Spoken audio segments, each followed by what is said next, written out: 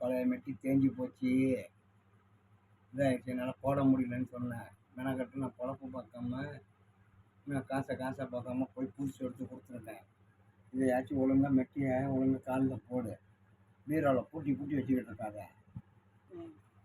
இதையும் பீரோவில் தூங்க வைக்காத.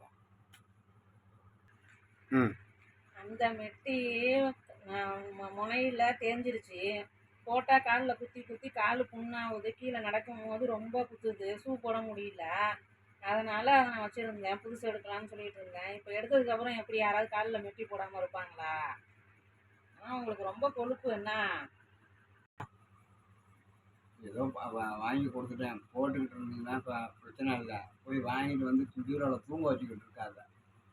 ஒரு பொருள் வாங்குறோன்னா அதை யூஸ் பண்ணுறதுக்கு தான் வாங்குறது, தூங்க வைக்கிறதுக்கு இல்லை. புரியுதா? சரி.